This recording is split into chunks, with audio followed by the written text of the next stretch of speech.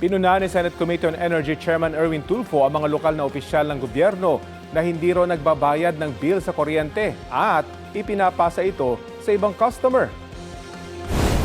Kagyat na sinulatan kaagad ni Administrator Almeda ang mga politiko na ito. May governor yata, may congressman, may mayor na magbayad kung hindi sila po i-report sa DILG or sa Malacanang. Merong din kasing balita na yung iba daw, yung papunta linya ng City Hall, hindi ko binabayaran, mali naman ho yan. Meron din daw, sa bahay mismo, ayaw bayaran yung kanilang bill sa bahay. So yun mo nakakalungkot.